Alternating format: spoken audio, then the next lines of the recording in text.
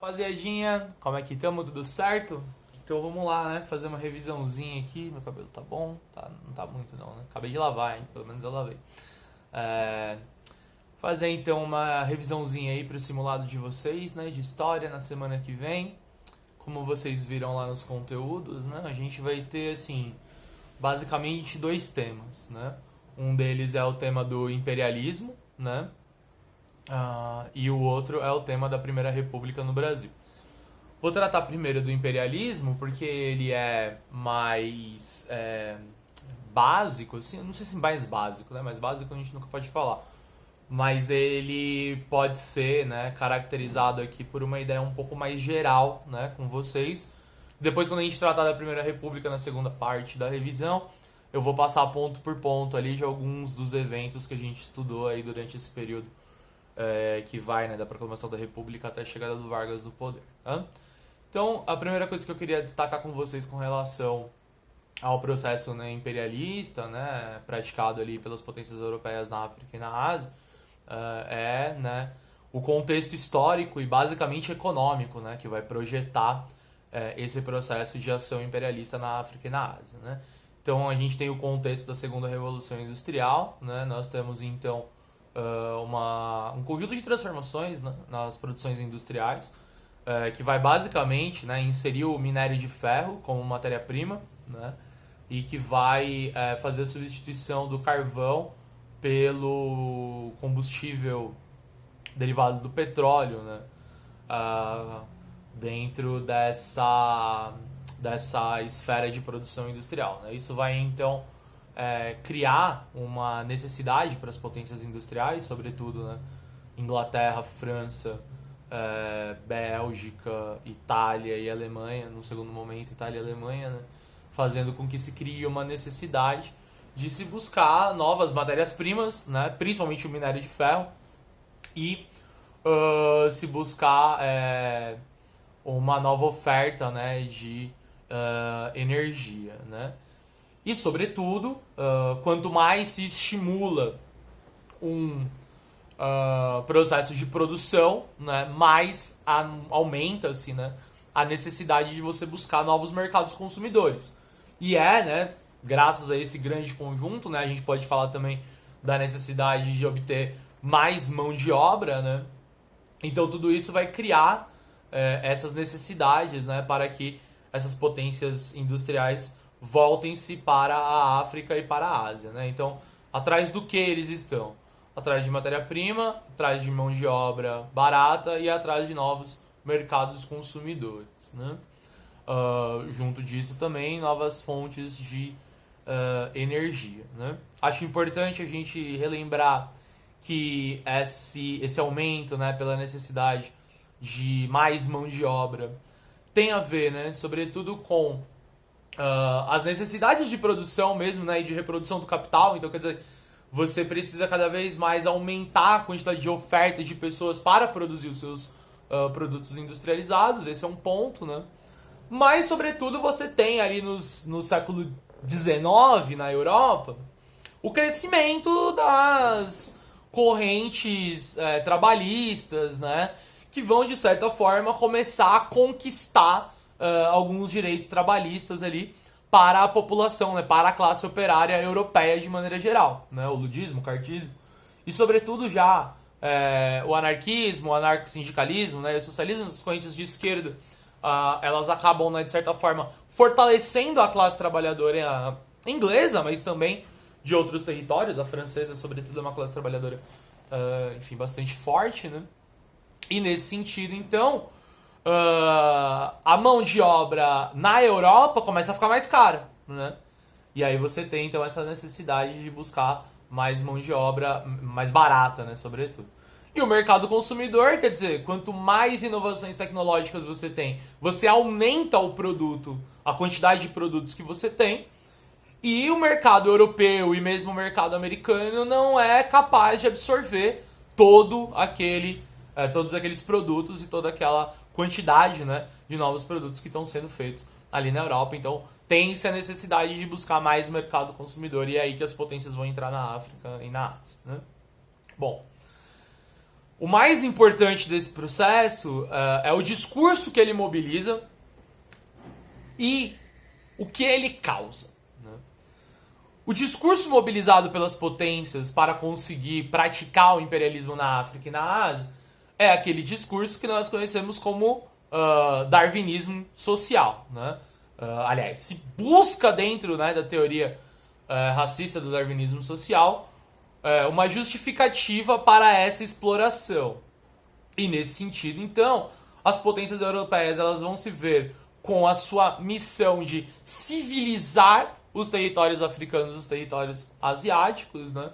E justamente essa vai ser a justificativa pela qual essas potências vão entrar, né, dentro desse território. E aí, esse discurso civilizatório, né, ele é um discurso ancorado dentro de um racismo científico, né, que vai projetar determinadas concepções do que é, de quem é o africano, de quem é, né, o asiático, e essas concepções elas vão ser totalmente racistas, né? Elas vão passar por um discurso ali, civilizatório muito racista, né, no sentido de diminuir, né, aqueles territórios, de classificar e caracterizar aquela população como uma população sem cultura, sem religião, sem nenhum desenvolvimento econômico. Portanto, caberia às potências europeias levar esta civilização até aqueles territórios da África e da Ásia. Né? Nós sabemos que esse discurso ele cumpre aos propósitos, né, da economia dessas potências. Né? Nós sabemos que essa justificativa ela evidentemente não ocorre, não se ocorre, né? Ela é uma falácia. E esse discurso, então, ele acaba por perpetrar, né, uma visão sobre a África e sobre a Ásia, né, que vai ser essa visão que, de certa forma, né, vai estruturar essas novas concepções racistas que a gente vai ter nesse momento. Né? Então, esse é o primeiro ponto. O discurso no processo do imperialismo é aquilo que é mais importante dentro de todo esse processo e, por ser, né, o mais importante, então eu vou pedir uma atenção de vocês aí, porque é uma série de questões. Essa primeira parte ela vai estar totalmente relacionada a esse discurso imperialista que vai, né, classificar o africano e o asiático como alguém não civilizado, tá? Ao passo que o europeu seria o civilizado, né? Agora, eu queria também chamar a atenção de vocês, para a gente encerrar essa primeira parte, que esse discurso ele promove alterações, ele promove violências, né? Tanto do ponto de vista cultural, né, como é até óbvio da gente falar, né, mas todo esse discurso acaba criando uma preconcepção sobre a África e sobre a Ásia, que de certa forma está enraizada, né, num pensamento aí mais eurocêntrico, né, de que a África é o lugar da pobreza, né, de que é o lugar, né, enfim, do diferente, né, e todo esse processo e todo esse aspecto. Mas eu queria destacar para vocês também que isso, ou esse discurso imperialista, né, além de criar, né, uma visão sobre o africano e sobre o asiático que é muito deturpada e muito violenta, a própria ação, né, das potências imperialistas na África e na Ásia, de certa forma, também vai ser violenta. E aí a gente pode, por exemplo, né, citar o quanto que a ação imperialista acabou modificando as fronteiras da África, sobretudo.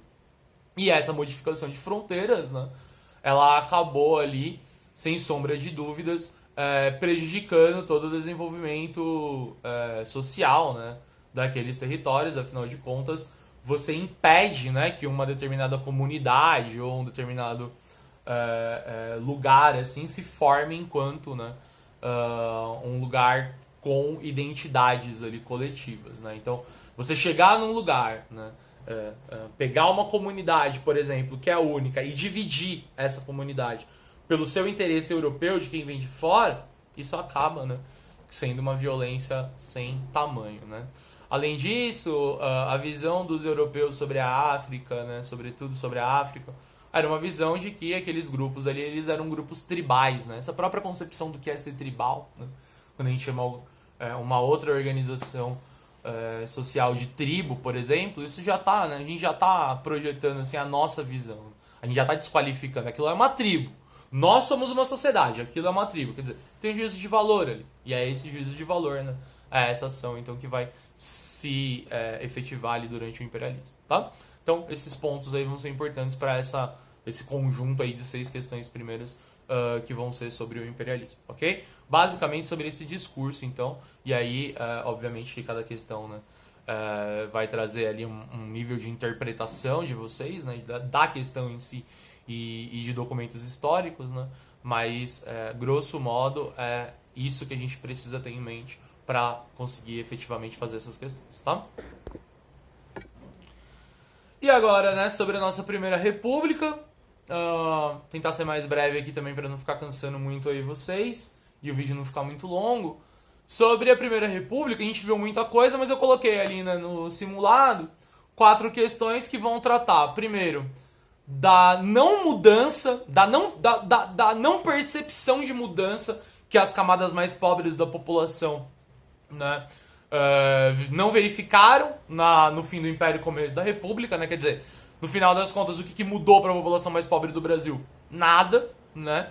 Então esse é um ponto. Segundo ponto, Canudos, né? Essa experiência aí que reforça esse entendimento de não mudança, afinal, a revolta de Canudos também mostra isso, né? Depois, o clientelismo, uma marca muito forte da nossa Primeira República, né? Essa troca de favores aí que consegue, né, de certa forma, tá presente aí, né,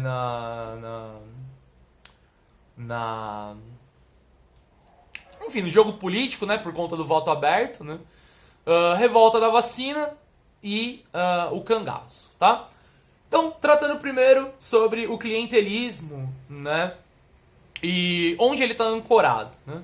Bom, clientelismo nós vamos definir aí como sendo uma troca de favores que vai acontecer entre 2 sujeitos, né, ou entre grupos, visando ali a manutenção ou chegar ao poder eleitoral, né? Então, em troca de um cargo, né, num gabinete de um prefeito, eu vou votar em fulano para prefeito, né? Bom, essas trocas, esse jogo político, né, mais ancorado, né,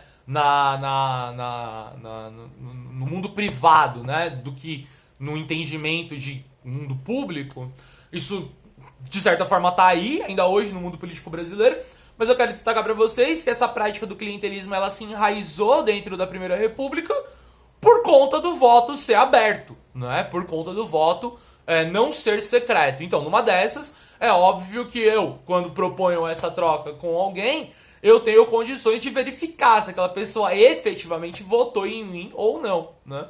Então, são esses 2 termos aí, né, que vão ser importantes na prática do clientelismo, tá? E o clientelismo, então, ele vai ser, né, um dos estruturantes da Primeira República, né? O coronelismo também vai ser um deles, né?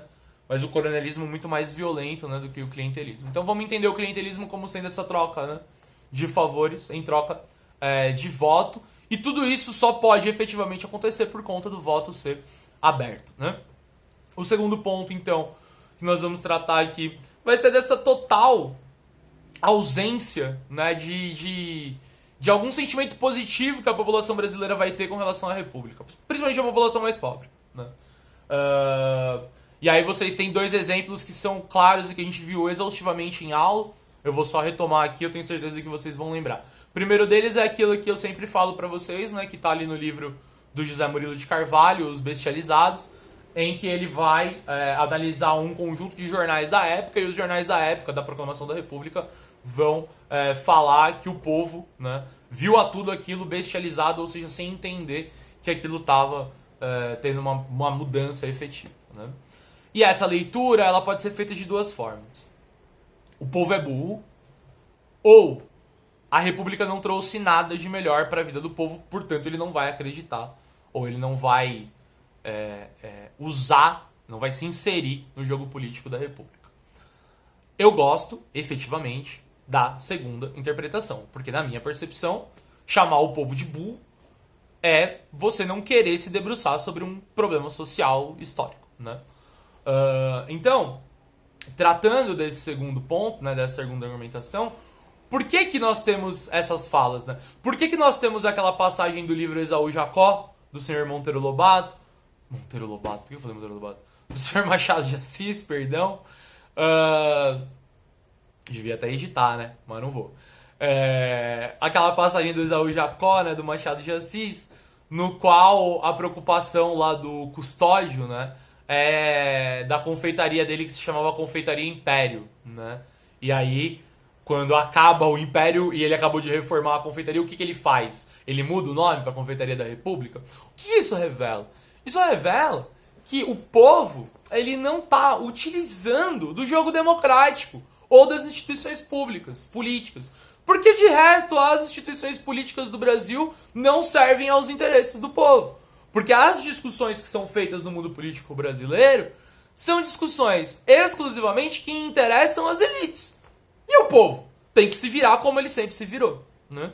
Então, essa não sensação de mudança tem muito mais a ver com esse aspecto, tá? E eu queria deixar isso ressaltado aí pra vocês. Revolta da vacina, então, de 1904 ali, né? E, enfim, lembrando, né, que essa revolta da vacina, ela em nada tem de negacionismo, como, infelizmente, nós temos ainda nos dias de hoje. Inclusive, crianças, quando chegar a vez, vacinem-se, por favor. A revolta da vacina, ela é uma resposta da população do Rio de Janeiro à forma como o Estado do Rio de Janeiro lida com aquelas pessoas.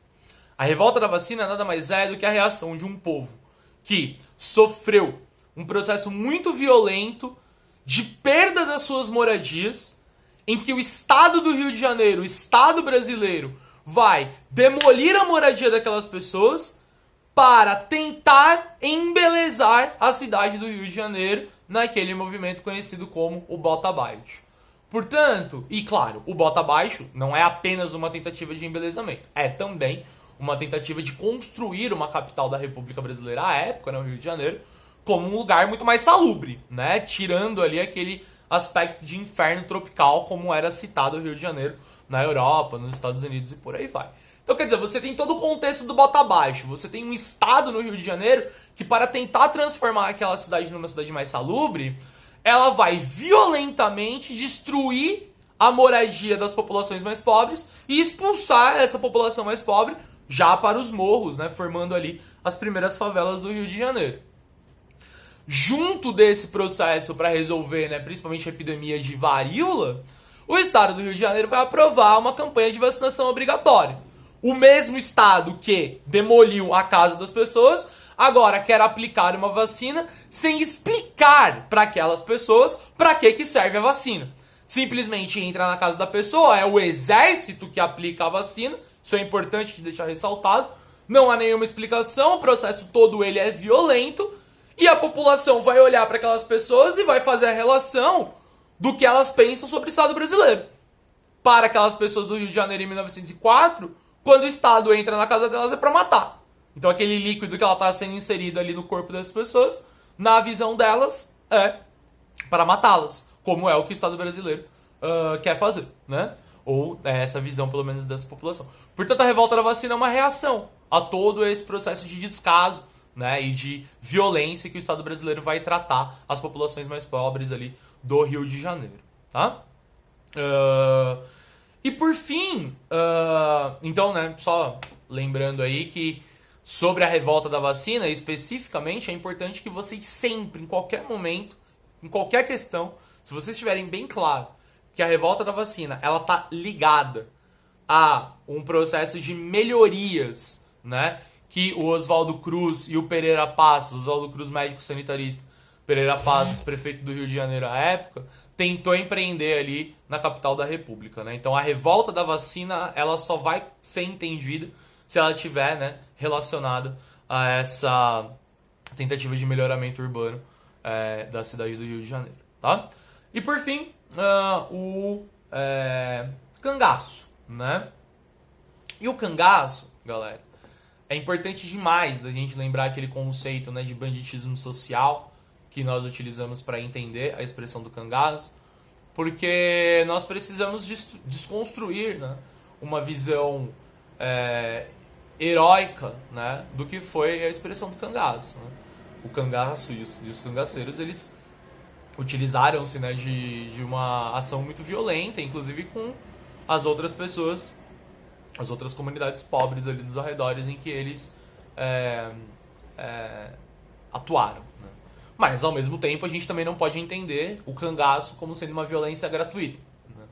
Nós devemos entender o cangaço como sendo uma expressão de banditismo social, porque o Estado brasileiro, que sempre excluiu, marginalizou, né, oprimiu as populações mais pobres, né, e aí fundamentalmente essas populações mais pobres ali mais dos interiores e fundamentalmente do Nordeste brasileiro, a reação de uma parte, né, dessas pessoas que moravam ali, e entendam, né, uma parte considerável das populações mais pobres, né, do Nordeste brasileiro,